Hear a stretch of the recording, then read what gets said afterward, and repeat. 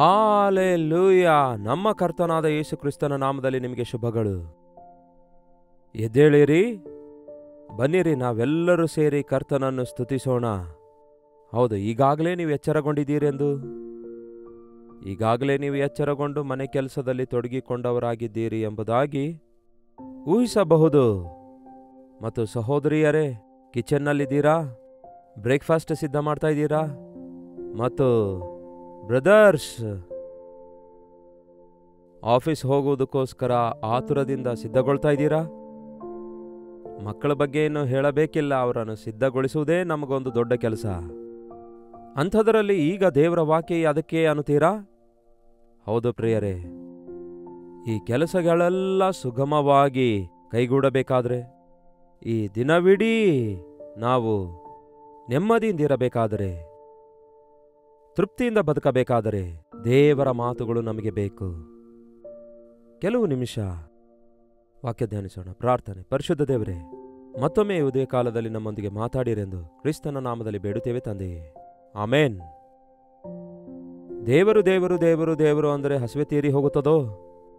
ದೇವರು ದೇವರು ದೇವರು ದೇವರು ಅಂದರೆ ನಮಗೆ ದುಡ್ಡು ಯಾರು ಕೊಡುತ್ತಾರೆ? ದೇವರು ದೇವರು ಅಂತ ಹೇಳ್ಕೊಂಡು ಕೂತ್ರೆ ಈ ಲೋಕದಲ್ಲಿ ಕಾಲ ಹೇಗೆ ಕಳೆಯಬೇಕು ಎಂಬ ಯೋಚನೆಗಳಲ್ಲಿ ಈ ದಿನ ಬಹಳಷ್ಟು ಜನ ಇದ್ದಾರೆ. ನೀವೇನಾದರೂ ಕೂಡ ಹಾಗೆಯೇ ಇದ್ದೀರಾ? ಅದಕ್ಕಾಗಿಯೇ ಯೇಸು ಏನು ಹೇಳ್ತಾರೆ ನೋಡಿರಿ, ಯೋಹಾನ ಸುವಾರ್ತೆ 6ನೇ ಅಧ್ಯಾಯ ವಚನ 27ರಲ್ಲಿ, ದುಡಿಯಿರಿ, ಕೆಟ್ಟು ಹೋಗುವ ಆಹಾರಕ್ಕಾಗಿ ದುಡಿಯಬೇಡಿರಿ, ಆದರೆ ನಿತ್ಯ ಜೀವವನ್ನು ಉಂಟು ಮಾಡುವಂತಹ ಆ ಶ್ರೇಷ್ಠ ಆಹಾರಕ್ಕಾಗಿಯೇ ದುಡಿಯಿರಿ. ಆದರೆ ಕೆಟ್ಟು ಹೋಗುವ ಆಹಾರಕ್ಕಾಗಿಯೇ ಕಷ್ಟಪಡ್ತಿದ್ದೇವೆ ನಾವು. ಕ್ಷಯವಾಗುವ ಆಹಾರದ ಬಗ್ಗೆ ಹೇಳಬೇಕಾದ್ರೆ, ಈಗ ನಾವು ಊಟ ಮಾಡಿದ್ದೇವೆ ಅಂದ್ಕೊಳ್ಳಿ, ಮತ್ತೆ ಮಧ್ಯಾಹ್ನ ರಾತ್ರಿ ಅನ್ನೋಷ್ಟೊತ್ತಿಗೆ ಏನಾಗುತ್ತೆ, ಮತ್ತೆ ಹಸಿವೆ ಆಗುತ್ತೆ. ಕೆಲವರು ಯಾವಾಗ ನೋಡಿದ್ರೂ ತಿನ್ನುತ್ತಲೇ ಇರ್ತಾರೆ, ಇನ್ನು ಕೆಲವರು ತಿನ್ನಲು ಏನೂ ಇಲ್ಲ ಅನ್ನುತ್ತಾರೆ. ಎಷ್ಟೇ ತಿಂದ್ರೂ ತೃಪ್ತಿ ಇಲ್ಲ. ಇದು ಕ್ಷಯವಾಗಿ ಹೋಗುವ ಆಹಾರವಾಗಿದೆ. ಈ ಲೋಕದಲ್ಲಿರುವ ಎಲ್ಲವೂ ಕೂಡ ಅವು ನಾಶವಾಗಿ ಹೋಗುವಂಥವುಗಳಾಗಿವೆ. ಅದಕ್ಕೆ ಕ್ಷಯವಾಗಿ ಹೋಗುವಂತಹ ಆಹಾರಕ್ಕಾಗಿ ಕಷ್ಟಪಡಬೇಡಿರಿ. ಕೈ ಕೆಸರಾಗದೆ ಹೇಗೆ ಬಾಯಿ ಮೊಸರಾಗುತ್ತೆ ಎಂದು ಪೂರ್ವದಲ್ಲಿ ಹಿರಿಯರು ಹೇಳ್ತಾ ಇದ್ರು. ಈಗ ಸ್ಪೂನಿಂದ ತಿನ್ನುವಂಥವರಿಗೆ ಅದು ಕೂಡ ಅರ್ಥ ಆಗದೇ ಇರುವವರು ಎಷ್ಟೋ ಜನ ಇದ್ದಾರೆ. ಹೊಟ್ಟೆ ತುಂಬ ತಿನ್ಬೇಕಾದ್ರೆ ಕಷ್ಟಪಡಬೇಕಲ್ಲ ರೀ ಅನ್ನುತ್ತಾ ಇದ್ರು. ನಿಜವಾಗ್ಲೂ ಹೇಳ್ರಿ, ಕಷ್ಟಪಡುವವರೆಲ್ಲರೂ ಹೊಟ್ಟೆ ತುಂಬ ಊಟ ಮಾಡ್ಲಿಕ್ಕಾಗ್ತಾ ಇದೆಯಾ? ನಾನಾ ವಿಧವಾದ ರೋಗಗಳ ನಿಮಿತ್ತ, ವಿಸ್ತಾರವಾದ ಕೆಲಸಗಳ ನಿಮಿತ್ತ ಅಡಿಗೆ ಮಾಡಿಕೊಳ್ತಾರೆ, ಆದರೆ ತಿನ್ನಲು ಟೈಮ್ ಇಲ್ಲ ಅನ್ನುವವರು, ಮೇಜಿನ ಮೇಲೆ ಎಲ್ಲವೂ ಇದೆ ಆದರೆ ತಿನ್ನಲಿಕ್ಕೆ ಅವಕಾಶ ಇಲ್ಲ ಎಂದು ಹೇಳುವವರು ಅನೇಕರಿದ್ದಾರೆ. ಕ್ಷಯವಾಗಿ ಹೋಗುವ ಇವುಗಳಿಗೋಸ್ಕರ ಇಷ್ಟೊಂದು ಕಷ್ಟಪಡ್ತಿದ್ದೇವೆ. ಎಷ್ಟೇ ಕಷ್ಟಪಟ್ಟು, ಎಷ್ಟೇ ದುಡ್ಡು ಸಂಪಾದಿಸಿ, ಎಷ್ಟೇ ಒಳ್ಳೆ ಮನೆ ಕಟ್ಕೊಂಡ್ರು, ಎಷ್ಟೇ ಒಳ್ಳೆ ಕಾರ್ ಕೊಂಡ್ಕೊಂಡು, ಎಷ್ಟೇ ಸಂಪಾದಿಸಿದ್ರು ಕೂಡ ಅವೆಲ್ಲವುಗಳನ್ನು ಒಂದು ದಿವಸ ನಾವು ಬಿಟ್ಟು ಹೋಗಬೇಕಾಗತ್ತೆ. ಅವೆಲ್ಲ ನಮ್ಮ ಶರೀರಕ್ಕೆ ಉಪಯೋಗಕರವಾಗಿವೆ, ಒಳ್ಳೆಯದೇ. ಆದರೆ ನಮಗೆ ಆತ್ಮ ಇದೆ ಎಂಬ ಸಂಗತಿ ಎಷ್ಟು ಜನ ಗುರುತಿಸ್ತಾ ಇದ್ದೀರಿ? ದೇವರು ತನ್ನ ಆಕಾರದಲ್ಲಿ, ತನ್ನ ಸ್ವರೂಪದಲ್ಲಿ ಮನುಷ್ಯನನ್ನು ಉಂಟು ಮಾಡಿದ್ದಾರೆ, ಸ್ತ್ರೀ ಪುರುಷರನ್ನಾಗಿ ಉಂಟು ಮಾಡಿದ್ದಾರೆ. ಮಣ್ಣಿನಿಂದ ರಚಿಸಿ ಅವರ ಮೂಗಿನಲ್ಲಿ ಊದಲು ಮನುಷ್ಯ ಜೀವಿಸುವ ಆತ್ಮನಾದನು, ಪ್ರಾಣಾತ್ಮ ಉಳ್ಳವನಾದನು. ನಮ್ಮ ಶರೀರ ಮಣ್ಣಾಗಿದೆ, ಅದಕ್ಕೆ ಸತ್ತಾಗ ಮಣ್ಣಿಗೆ ಸೇರುತ್ತೆ. ಆದರೆ ನಮ್ಮ ಆತ್ಮಕ್ಕೆ ಸಾವಿಲ್ಲ. ಆತ್ಮ ಅದನ್ನು ದಯಪಾಲಿಸಿದ ದೇವರ ಬಳಿಗೆ ಹೋಗುತ್ತೆ. ಈ ಶರೀರಕ್ಕೆ ನೀವು ಎಷ್ಟೇ ಪೋಷಿಸಿದರೂ ಕೂಡ ಕ್ಷಯಿಸಿ ನಾವು ವೃದ್ಧರಾಗುತ್ತಾ ಇದ್ದೇವಲ್ಲವೇ? ಆದರೆ ನಮ್ಮ ಆತ್ಮಕ್ಕೆ ವೃದ್ಧಾಪ್ಯ ಇಲ್ಲ. ಆತ್ಮ ನಿರಂತರವಾಗಿ ದೇವರೊಂದಿಗೆ ಇರುತ್ತೆ. ಅಂತಹ ಆತ್ಮ ದೇವರು ಕೊಟ್ಟಿರುವಾಗ ಅದರ ವಿಷಯದಲ್ಲಿ ಎಷ್ಟು ಶ್ರದ್ಧೆ ವಹಿಸ್ತಿದ್ದೇವೆ? ಅಕ್ಷಯವಾದ ಆಹಾರ ಅಂದರೆ ನಿಮ್ಮ ಆತ್ಮವನ್ನು ಪೋಷಿಸಿಕೊಳ್ಳುವಂತಹ ಆಹಾರ. ಅದು ಇಡ್ಲಿ ದೋಸೆ ಅಲ್ಲ, ಮತ್ಯಾವುದೋ ಒಂದು ಅಲ್ವೇ ಅಲ್ಲ. ಆದರೆ ದೇವರ ಮಾತುಗಳೇ ನಮಗೆ ಆಧ್ಯಾತ್ಮಿಕ ಆಹಾರವಾಗಿವೆ. ಯೇಸು ಹೇಳಿದಾರಲ್ಲವೇ, ಮನುಷ್ಯನು ರೊಟ್ಟಿಯಿಂದ ಮಾತ್ರವಲ್ಲ, ದೇವರ ಬಾಯಿಂದ ಹೊರಡುವ ಪ್ರತಿಯೊಂದು ಮಾತಿನಿಂದ ಬದುಕುವನು. ಅದಕ್ಕೆ ಯೇಸು ಇಲ್ಲಿ ತನ್ನ ಶಿಷ್ಯರಿಗೆ ಹೇಳ್ತಿದ್ದಾರೆ, ಅಕ್ಷಯವಾದ ಆಹಾರಕ್ಕಾಗಿ ಕಷ್ಟಪಡಿರಿ, ಸ್ವಲ್ಪ ಸಮಯವನ್ನು ತೆಗೆದುಕೊಳ್ಳಿರಿ. ನಿಮ್ಮ ಆತ್ಮಗಳನ್ನು ಪೋಷಿಸಿಕೊಳ್ಳುವುದಕ್ಕಾಗಿ ಸ್ವಲ್ಪ ಸಮಯವನ್ನು ಕಳೆಯಿರಿ. 17 ಮಿನಿಟ್ಸ್ ಬೇಕಾಗತ್ತೆ ಪ್ರಿಯರೇ. ಒಬ್ಬ ವ್ಯಕ್ತಿ ಒಂದು ಹೊತ್ತು ಊಟ ಮಾಡಬೇಕಾದ್ರೆ ಕೆಲವರಿಗೆ ಹೆಚ್ಚು ಟೈಮ್ ಬೇಕು. ಪ್ರತಿದಿನ 10 ನಿಮಿಷ ಪ್ರಾರ್ಥನೆ, 10 ನಿಮಿಷ ಸತ್ಯವೇದ ಓದೋದು, ಒಂದು 10 ನಿಮಿಷ ದೇವರಲ್ಲಿ ಆನಂದಿಸಿ. ಸಮಯ ಕಳೆದು ನೋಡಿ, ಎಷ್ಟು ಆಧ್ಯಾತ್ಮಿಕ ಬಲವುಳ್ಳವರಾಗಿರುತ್ತೀರಿ. ಅದರ ಮೂಲಕ ನೀವು ಎಷ್ಟೋ ಆರೋಗ್ಯವುಳ್ಳವರಾಗಿ ಆಶೀರ್ವಾದಕರವಾಗಿ ಜೀವಿಸುತ್ತೀರಿ ಎಂದು ನಿಮಗೇ ಗೊತ್ತಾಗುತ್ತೆ. ಕೆಟ್ಟು ಹೋಗುವ ಆಹಾರಕ್ಕಾಗಿ ದುಡಿಯಬೇಡಿರಿ, ಆದರೆ ಅಕ್ಷಯವಾದ ಆಹಾರಕ್ಕಾಗಿ ದುಡಿಯಿರಿ. ಇಂಥ ಆಹಾರವನ್ನು ಮನುಷ್ಯಕುಮಾರನು ನಿಮಗೆ ಕೊಡುವನು. ಇದಕ್ಕಾಗಿಯೇ ತಂದೆಯಾದ ದೇವರು ಆತನನ್ನು ನೇಮಿಸಿ ಮುದ್ರೆ ಹಾಕಿದ್ದಾನೆ ಎಂದು ಹೇಳಿದನು. ಯಾರು ಕೊಡ್ತಾರೆ? ಯೇಸು ಕ್ರಿಸ್ತನೇ ಅದನ್ನು ನಮಗೆ ಕೊಡ್ತಾರೆ. ಆಗ ತಕ್ಷಣವೇ ಆ ಶಿಷ್ಯರು ಕೇಳ್ತಾರೆ, ನೋಡಿರಿ, ಇದೇ ಅಧ್ಯಾಯದ 32ನೇ ವಚನ ಓದುತ್ತಿದ್ದೇನೆ. ಮೋಶೆಯು ನಿಮಗೆ ಪರಲೋಕದಿಂದ ರೊಟ್ಟಿ ಕೊಟ್ಟನಲ್ಲವೇ? ನನ್ನ ತಂದೆಯು ಪರಲೋಕದಿಂದ ಬರುವ ನಿಜವಾದ ಆಹಾರವನ್ನು ನಿಮಗೆ ಕೊಡುತ್ತಾನೆ. ದೇವರು ಕೊಡುವ ಆ ರೊಟ್ಟಿಯು ಯಾವುದೆಂದರೆ ಪರಲೋಕದಿಂದ ಇಳಿದು ಬಂದು ಲೋಕಕ್ಕೆ ಜೀವವನ್ನು ಉಂಟು ಮಾಡುವಂಥದ್ದೇ ಎಂದು ನಿಮಗೆ ನಿಜವಾಗಿಯೂ ನಿಶ್ಚಯವಾಗಿಯೂ ಹೇಳುತ್ತೇನೆ ಅಂದನು. ಆಗ ಅವರು, ಸ್ವಾಮಿ, ಈ ರೊಟ್ಟಿಯನ್ನು ನಮಗೆ ಯಾವಾಗಲೂ ಕೊಡಿಯಿರಿ ಅಂದರು. ಅದ್ಯಾವುದೋ ಪರಲೋಕದ ಆಹಾರ ಅನ್ನುತ್ತಾ ಇದ್ದೀರಿ. ಮನ್ನಾ ತಿಂದವರು ಕೂಡ ಅವರಿಗೆ ಹಸಿವೆ ಆಯಿತು, ಮತ್ತೆ ಮತ್ತೆ ಅವರು ಕೂಡಿಸಿಕೊಂಡ್ರು. ನಾನು ಕೊಡುವ ರೊಟ್ಟಿ ತಿನ್ನುವವನಿಗೆ ಎಂದಿಗೂ ಹಸಿವೆ ಆಗೋದಿಲ್ಲವೆಂದು ಹೇಳ್ತಾ ಇದ್ದೀರಲ್ಲವೇ, ಅದನ್ನು ನಮಗೆ ದಯಪಾಲಿಸಿರಿ ಅನ್ನುತ್ತಾರೆ. ನಿಮಗೆ ನೆನಪಿದೆಯಾ, ಸಮಾರ್ಯ ಸ್ತ್ರೀಗೆ ಸ್ವಲ್ಪ ಕುಡಿಯಲು ನೀರು ಕೊಡು ಎಂದು ಯೇಸು ಕೇಳಿದಾಗ, ನೀವು ಯಹೂದ್ಯರು, ನಾವು ಸಮಾರ್ಯದವರು, ನೀವು ನಮ್ಮೊಂದಿಗೆ ಹೊಕ್ಕು ಬಳಕೆ ಮಾಡೋದಿಲ್ವಲ್ಲ? ಯಹೂದ್ಯನಾಗಿ ನೀನು ನನಗೆ ಯಾಕೆ ನೀರು ಕೇಳುತ್ತೀ ಅನ್ನುವಾಗ, ನಿನ್ನ ಸಂಗಡ ಮಾತಾಡುವವನು ಯಾರೆಂದು, ದೇವರ ವರವೇನೆಂದು ನಿನಗೆ ಗೊತ್ತಾದರೆ ಇನ್ನು ಆತನಿಗೆ ಕೇಳಿಕೊಳ್ಳುವಿ, ಆತನು ನಿನಗೆ ಜೀವಜಲವನ್ನು ಕೊಡ್ತಾನೆ. ಈ ನೀರನ್ನು ಕುಡಿಯುವವನಿಗೆ ಮತ್ತೆ ನೀರಡಿಕೆ ಆಗುತ್ತದೆ, ಆದರೆ ನಾನು ಕೊಡುವ ನೀರು ಕುಡಿಯುವವನಿಗೆ ಎಂದಿಗೂ ನೀರಡಿಕೆ ಆಗೋದಿಲ್ಲ ಅಂದಾಗ, ಆ ನೀರನ್ನು ನನಗೆ ಕೊಡುವಿಯಾ ಅನ್ನುತ್ತಾಳೆ. ನಿಜವೇ ಅಲ್ಲವೋ? ನಿಜವೇ, ನಮಗೆ ಈ ಲೋಕದಲ್ಲಿ ಅನ್ನಪಾನ ಎನ್ನುವಂಥವುಗಳು ಬಹಳ ಅವಶ್ಯಕವಾಗಿವೆ. ಆದರೆ ಬದುಕೆಲ್ಲ ತಿನ್ನುತ್ತಲೇ ಇರುತ್ತೇವೆ, ಕುಡಿಯುತ್ತಲೇ ಇರ್ತೇವೆ. ಕುಟುಂಬವನ್ನು ಪೋಷಿಸಿಕೊಳ್ಳುವುದೇ ದೊಡ್ಡ ಭಾರವಾಗಿದೆ. ಆಹಾರ ದಿನಿಸುಗಳು ಕೊಂಡುಕೊಳ್ಬೇಕು, ಅಡಿಗೆ ಮಾಡಿಕೊಳ್ಬೇಕು, ಶುಭ್ರ ಮಾಡಿಕೊಳ್ಬೇಕು, ತಿನ್ನಬೇಕು, ತೊಳ್ಕೊಳ್ಬೇಕು, ಹೀಗೆ ಎಷ್ಟು ತಾಪತ್ರೆ ಪಡ್ತೇವಲ್ಲವೇ? ಇಷ್ಟಾದರೂ ಕೂಡ ಇದು ನಮಗೆ ಆಧ್ಯಾತ್ಮಿಕ ಬಲವನ್ನು ಕೊಡೋದಿಲ್ಲ. ನಮ್ಮನ್ನು ದೇವರ ಮುಂದೆ ಪ್ರಯೋಜಕರನ್ನಾಗಿ ಮಾಡಲು ಈ ಆಹಾರ ಪದಾರ್ಥಗಳು ಪ್ರಯೋಜನಕ್ಕೆ ಬರಲ್ಲ. ನಮ್ಮನ್ನು ಪರಲೋಕ ರಾಜ್ಯದಲ್ಲಿ ನಿರಂತರವೂ ಜೀವಿಸುವಂತೆ ಸ್ಥಾನಕ್ಕೆ ಹೋಗಬೇಕಾದ್ರೆ ನಾವೆಷ್ಟೇ ತಿಂದ್ರೂ ಕೂಡ, ಎಷ್ಟೇ ಕುಡಿದ್ರೂ ಕೂಡ, ಎಷ್ಟೇ ಈ ಲೋಕದವುಗಳನ್ನು ಹೊಂದಿಕೊಂಡ್ರೂ ಕೂಡ ಸೇರ್ಲಿಕ್ಕಾಗಲ್ಲ. ನಾನು ಕೊಡುವ ಆಹಾರ ಸೇವಿಸಿರಿ ಅನ್ನುತ್ತಾರೆ. ಯಾವುದು ಆ ಆಹಾರ? ಇನ್ನೂ ಸ್ವಲ್ಪ ಮುಂದೆ ನೋಡುವುದಾದರೆ 35ನೇ ವಚನದಲ್ಲಿ ಯೇಸು ಅವರಿಗೆ ಹೀಗಂದನು, ಜೀವ ಕೊಡುವ ರೊಟ್ಟಿ ನಾನೇ. ನನ್ನ ಬಳಿಗೆ ಬರುವವನಿಗೆ ಎಂದಿಗೂ ಹಸಿವೆ ಆಗೋದಿಲ್ಲ, ನನ್ನನ್ನು ನಂಬುವವನಿಗೆ ಎಂದಿಗೂ ನೀರಡಿಕೆ ಆಗೋದಿಲ್ಲ. ಇಲ್ಲಿ ಹಸಿವೆ ನೀರಡಿಕೆ ಅನ್ನುವಾಗ ಕೇವಲ ಆಹಾರ ನೀರಿನ ವಿಷಯದಲ್ಲ ಪ್ರಿಯರೇ, ಅದೊಂದು ತವಕಾಗಿದೆ, ಒಂದು ವಿಧವಾದ ಆಸೆಯಾಗಿದೆ. ಆಹಾರ ಕರಗಿ ಹೋಗುತ್ತೆ, ಮತ್ತೆ ತಿನ್ನಬೇಕೆಂಬ ಆಸೆ ಉಂಟಾಗುತ್ತೆ ಅಲ್ಲವೇ, ಮತ್ತೆ ಹಸಿವೆ ಆಗುತ್ತೆ ಅಲ್ಲವೇ? ಹಾಗೆಯೇ ದಾಹವಾದಾಗ ನಮ್ಮ ಶರೀರದಲ್ಲಿ ನೀರಿನಂಶ ಕಡಿಮೆ ಆದಾಗ ನಮಗೆ ನೀರಡಿಕೆ ಆಗುತ್ತೆ, ಮತ್ತೆ ನೀರು ಕುಡಿಯುತ್ತೇವೆ, ಮತ್ತೆ ಕಡಿಮೆ ಆಗುತ್ತೆ. ಇದು ಒಂದು ವಿಧವಾದ ಆಸೆಯಾಗಿದೆ. ಇದು ಶರೀರದ ಆಸೆಯಾಗಿದೆ. ಆದರೆ ನಮ್ಮ ಆತ್ಮ ಆಶಿಸುವಂಥದ್ದೇನಾಗಿದೆ? ನಮ್ಮ ಆಸೆ ನಮ್ಮನ್ನು ಸೃಷ್ಟಿಸಿರುವ ಸೃಷ್ಟಿಕರ್ತನಿಗೋಸ್ಕರ ಆಶಿಸುವಂಥದ್ದಾಗಿದೆ. ಜೀವಾಹಾರಕ್ಕಾಗಿ ಆಶಿಸುತ್ತದೆ.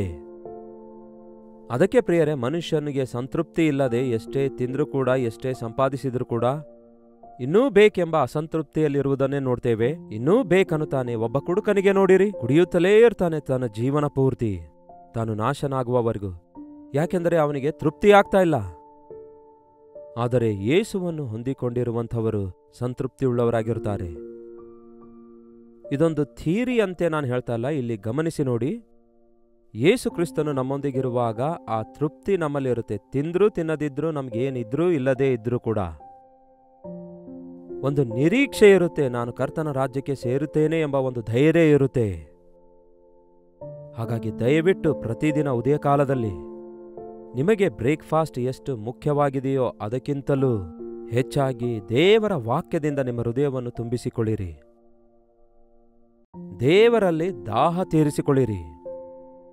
ಆತನಲ್ಲಿ ನಂಬಿಕೆ ಇಡೀರಿ. ದಿನಾವಿಡೀ ಈ ಅಸಂತೃಪ್ತಿ ನಮಗೆ ಬೆನ್ನಟ್ಟಿ ಕಾಡಿಸುತ್ತಾ ಇರುತ್ತೆ ಅಲ್ಲವೇ? ಅದು ನಮ್ಮನ್ನು ಕಾಡಲಾರದೆ ಇರಬೇಕಾದರೆ ಯೇಸು ಮಾಡಿರುವಂತಹ ವಾಗ್ದಾನಗಳನ್ನು, ಕರ್ತನು ನನ್ನ ಸಂಗಡ ಇದ್ದಾನೆ ಎಂಬ ಧೈರ್ಯದಿಂದ ಮುಂದಕ್ಕೆ ಸಾಗಿ ನೋಡಿ. ಯಾವುದೇನೇ ಆಗಲಿ ನನಗೆ ಮೇಲುಂಟಾಗುತ್ತೆ ಹೊರತು ಕೇಡುಂಟಾಗೋದಿಲ್ಲ ಎಂಬ ನಂಬಿಕೆಯೊಂದಿಗೆ ನೀವು ಮುಂದೆ ಸಾಗುತ್ತೀರಿ. ಯೇಸು ಕ್ರಿಸ್ತನನ್ನು ಹೊಂದಿಕೊಂಡವರು ಧನ್ಯರು ಪ್ರಿಯರೇ. ಆತನ ವಿಷಯದಲ್ಲಿ ಭಕ್ತನಾದ ದಾವೀದನು ಹೇಳಿದಾನಲ್ಲವೇ, ಯೆಹೋವನು ನನಗೆ ಕುರುಬನು, ನಾನು ಕೊರತೆ ಪಡೆನು. ಆತನು ನನ್ನೊಂದಿಗಿದ್ದರೆ ನನ್ನ ಪಾತ್ರೆ ತುಂಬಿ ತುಳುಕಿ ಹೊರಚೆಲ್ಲುತ್ತದೆ. ದೇವರು ಕೊಡುವ ಆಶೀರ್ವಾದಗಳು ಕೇವಲ ಭೂಸಂಬಂಧವಾದವುಗಳು ಮಾತ್ರ ಅಲ್ಲ ಪ್ರಿಯರೇ, ಅವು ಆಧ್ಯಾತ್ಮಿಕವಾದ ಆಶೀರ್ವಾದಗಳಾಗಿವೆ. ಸಂತೋಷ, ಸಮಾಧಾನ, ತೃಪ್ತಿ, ಸಂತೃಪ್ತಿ ಇವು ಮನುಷ್ಯನ ಜೀವಿತದಲ್ಲಿ ಇಲ್ಲದೇ ಇರುವುದಕ್ಕಾಗಿ ಸುಮ್ಮನೆ ಒದ್ದಾಡ್ತಾ ಇದ್ದಾನೆ. ರಾತ್ರಿ ಹಗಲು ಕಷ್ಟಪಟ್ಟು ಸಂಪಾದಿಸುತ್ತಿದ್ದಾನೆ, ಹಣ ಕೂಡಿಸಿಡುತ್ತಿದ್ದಾನೆ, ತಿನ್ನುತ್ತಾನೆ, ಕುಡಿಯುತ್ತಾನೆ, ಆದರೆ ವಿರಕ್ತಿಯೊಂದಿಗೆ ಬದುಕುತ್ತಾನೆ. ಆದರೆ ಕ್ರಿಸ್ತನನ್ನು ಹೊಂದಿಕೊಂಡವರು ಆನಂದದಿಂದ, ಸಂತೋಷದಿಂದ ಈ ಲೋಕದಲ್ಲಿ ಜೀವಿಸುತ್ತಾರೆ. ಈ ಲೋಕ ಬಿಟ್ಟು ಹೋಗುವಾಗ ಪರಲೋಕ ರಾಜ್ಯಕ್ಕೆ ವಾರಸುದಾರರಾಗ್ತಾರೆ. ನಮ್ಮ ಭಕ್ತಿಯನ್ನು ಕಾಪಾಡಿಕೊಳ್ಳುವುದಕ್ಕಾಗಿ, ನಮ್ಮ ನಂಬಿಕೆಯನ್ನು ಕಾಪಾಡಿಕೊಳ್ಳುವುದಕ್ಕಾಗಿ, ನಮ್ಮ ಪರಿಶುದ್ಧತೆಯನ್ನು ಕಾಪಾಡಿಕೊಳ್ಳುವುದಕ್ಕಾಗಿ, ನಾವು ಕ್ರಿಸ್ತನ ಸಾಕ್ಷಿಗಳಾಗಿ ಜೀವಿಸುವುದಕ್ಕಾಗಿ ನಮಗೆ ಕ್ರಿಸ್ತನು ಬೇಕು. ಆತನ ವಾಕ್ಯದಿಂದ ಕೂಡಿರುವ ಮಾತುಗಳು, ವಾಕ್ಯದ ಸಂದೇಶಗಳು ನಮಗೆಷ್ಟೋ ಅವಶ್ಯಕವಾಗಿವೆ.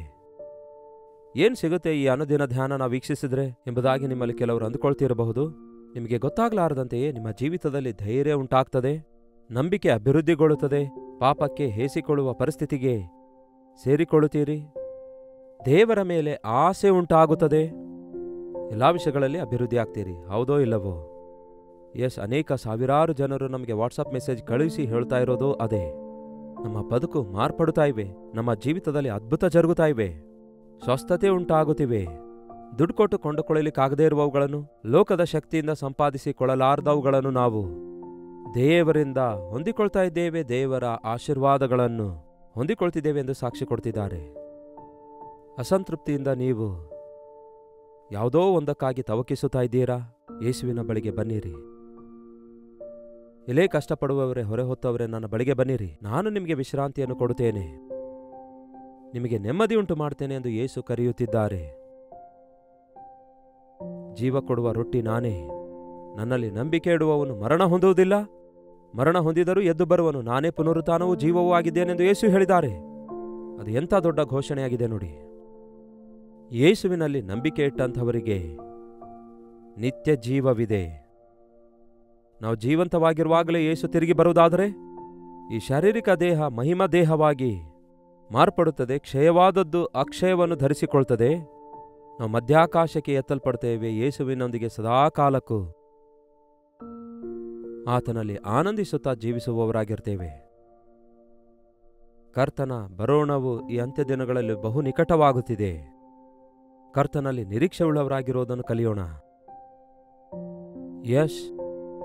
ನಮ್ಮ ಕಣ್ಣಿಗೆ ಕಾಣಿಸುವ ಎಲ್ಲವುಗಳು ಕೂಡ ಅವು ತಾತ್ಕಾಲಿಕವಾಗಿವೆ, ಒಂದು ದಿನ ಗತಿಸಿ ಹೋಗ್ತವೆ. ಇವೆಲ್ಲವುಗಳು ಕೂಡ ಕ್ಷಯವಾಗಿ ಹೋಗುವಂಥವುಗಳಾಗಿವೆ, ಭೂ ಸಂಬಂಧವಾದವುಗಳಾಗಿವೆ. ಇವೆಲ್ಲವೂ ಕೂಡ ಅನಿತ್ಯವಾಗಿವೆ. ಈ ಗಾಳಿ, ನೀರು, ಆಕಾಶ, ಭೂಮಿ ಅನಿತ್ಯವಾಗಿವೆ, ಸ್ವಲ್ಪ ಕಾಲ ಮಾತ್ರ ಇರ್ತವೆ. ಕಣ್ಣಿಗೆ ಕಾಣದೇ ಇರುವವುಗಳು ನಿತ್ಯವಾಗಿರುವಂಥವುಗಳಾಗಿವೆ. ಅದಕ್ಕೆ ಪರಲೋಕ ರಾಜ್ಯ ಇದೆ. ಕರ್ತನಾದ ಯೇಸುವಿನೊಂದಿಗೆ ನಾವು ನಿತ್ಯವೂ ಜೀವಿಸುವಂತಹ ಭಾಗ್ಯವಿದೆ. ಯೇಸು ಇದ್ದಾರೆ, ನಿಮ್ಮ ಕಣ್ಣಿಗೆ ಕಾಣಿಸ್ತಾ ಇಲ್ಲ, ದೇವರಿದ್ರೆ ಒಮ್ಮೆ ತೋರಿಸಿ ಅನ್ನುತ್ತಾರೆ ಕೆಲವರು. ನಿಮ್ಮ ಕಣ್ಣಿನಿಂದ ಕಾಣಲಿಕ್ಕಾಗತ್ತಾ? ಅಷ್ಟೊಂದು ದೊಡ್ಡ ದೇವರಿಗೆ, ಆಕಾಶ ನನಗೆ ಸಿಂಹಾಸನ, ಭೂಮಿ ನನಗೆ ಪಾದಪೀಠ ಎಂದಿರುವಂತಹ ದೇವರಿಗೆ, ಪರಿಶುದ್ಧನು ಪರಿಶುದ್ಧನು ಎಂಬುದಾಗಿ ಗಾನ ಪ್ರತಿಗಾನದಿಂದ ದೂತರಿಂದ ಆರಾಧಿಸಲ್ಪಡುವ ಪರಿಶುದ್ಧ ದೇವರಿಗೆ ನಾವು ಪಾಪಿಗಳಾಗಿ ಹೇಗೆ ನೋಡ್ಲಿಕ್ಕಾಗತ್ತೆ? ಅದಕ್ಕೆ ಯೇಸು ಕ್ರಿಸ್ತನು ಈ ಲೋಕಕ್ಕೆ ಶರೀರಧಾರಿಯಾಗಿ ಬಂದು, ಕರ್ತನಾದ ಯೇಸು ತನ್ನ ಮುಖಾಂತರ ತಂದೆಯಾದ ದೇವರ ಸನ್ನಿಧಿಯನ್ನು ತೋರಿಸಿದ್ದಾರೆ. ಈ ದಿನ ತಂದೆಯಾದ ದೇವರಿಗೆ ಯೇಸುವಿನ ನಾಮದಲ್ಲಿ ಪ್ರಾರ್ಥಿಸುತ್ತಿದ್ದೇವೆ, ನಮ್ಮ ಜೀವಿತದಲ್ಲಿ ಅದ್ಭುತ ಹೊಂದಿಕೊಳ್ತಿದ್ದೇವೆ. ಈ ಉದಯಕಾಲ ಸಮಯದಲ್ಲಿ ಸ್ವಲ್ಪ ಹೊತ್ತಾದರೂ ನೀವು ಒಂದು ತೀರ್ಮಾನ ಮಾಡಿಕೊಂಡು, ಇನ್ನು ಮೇಲಾದರೂ ಮೊದಲ ಸಮಯ ದೇವರಿಗೆ ಕೊಡಿರಿ. ಮೊದಲು ದೇವರ ವಾಕ್ಯ, ನನ್ನ ಆತ್ಮಕ್ಕೆ ಆಹಾರ, ನಂತರ ಆಹಾರ ಕೊಡೋದು ನನ್ನ ಶರೀರಕ್ಕೆ ಎಂಬ ತೀರ್ಮಾನ ತೆಗೆದುಕೊಳ್ಳಿರಿ. ನೀವು ಅಭಿವೃದ್ಧಿಯಾಗುತ್ತೀರಿ. ಜಾರ್ಜ್ ಮುಲ್ಲರ್ ಎಂಬ ಭಕ್ತನು 82 ವರ್ಷ ಜೀವಿಸುತ್ತಾರೆ, ಆರೋಗ್ಯಕರವಾಗಿದ್ರು, ಅದ್ಭುತವಾದ ಕಾರ್ಯಗಳನ್ನು ಸಾಧಿಸ್ತಾರೆ ದೇವರಿಗೋಸ್ಕರ.